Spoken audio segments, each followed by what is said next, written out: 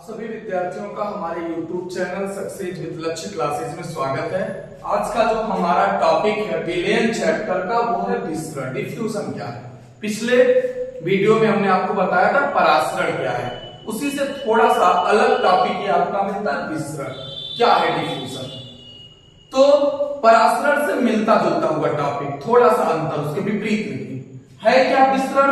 एक ऐसी प्रक्रिया जिसमें विलेय के अणु, इसी को जब हम परासरण में पढ़े थे तो वहां आपको बताया कि विलायक के अणु, इसमें क्या होता है वह प्रक्रिया जिसमें विलेय के अणु या कण विलयन में जाते हैं और उसके सभी भागों की सांद्रता को एक समान कर देते हैं, विसरण कहलाता है।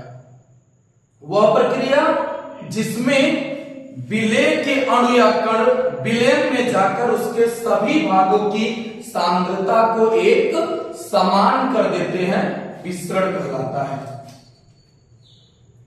परिभाषा दे सकते हैं, वह प्रक्रिया जिसमें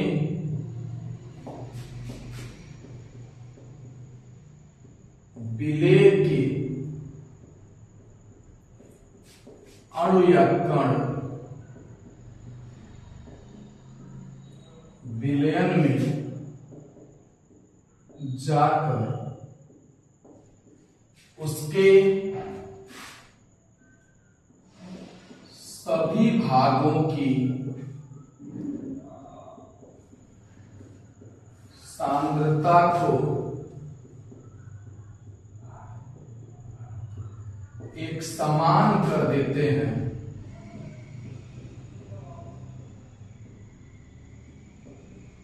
विसरण कहलाता है।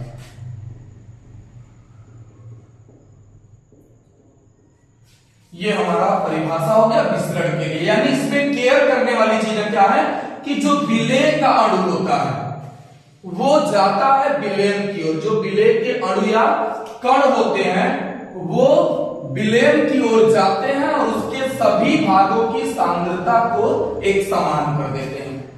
परासरण में हम लोग क्या पढ़े थे कि जो विलायक के अणु होते हैं वो जाते हैं और वो कम सांद्रता से अधिक सांद्रता की ओर जाते हैं। तो थोड़ा सा ध्यान रखना, क्योंकि बोर्ड में दोनों में अंतर पूछता है, अधिकतम वर्षों में दोनों में अंतर पूछता है।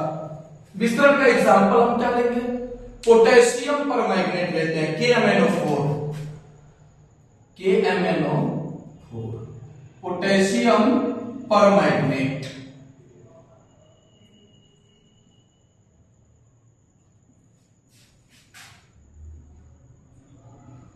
पोटेशियम पर मैग्नेट विलेय का काम हमारा करता है, एक प्रकार का ठोस पदार्थ होता है, और जैसे इसको जल में घोला जाता है तो जल हमारा विलायक का काम करेगा। पोटेशियम पर मैग्नेट को जल में घोलते हैं,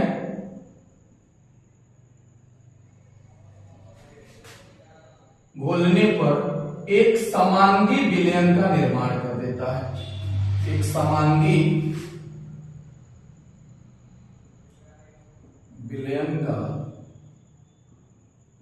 निर्माण कर देता है। मतलब हम कह सकते हैं कि पोटेशियम पर मैग्नेट को जल में घोलने पर एक समान रूप से विस्तृत हो जाता है, क्योंकि जैसे ही पोटेशियम पर मैग्नेट को घोलते हैं जल के साथ जाने के बाद वो एक बैगनी या हल्के नीले कलर का विलयन तैयार कर देता है और पूरे विलयन का कलर एक समान होता है, इसलिए माना जाता है कि ये समांगी विलयन बना देता है। तो ये हमारा प्रोसेस है विसरण का, जिसमें पोटेशियम पर मैग्नेट गति किया जल की ओर, जल में जाता है और उसके सभी भागों की सांद्रता को एक समान कर देता है। अब हमारा अगला जो टॉपिक आता है वो है विसरण तथा परासरण दोनों में क्या अंतर है। तो अगले वीडियो में इसके लिए आपको मिलते हैं। आज के लिए बस इतना ही, धन्यवाद।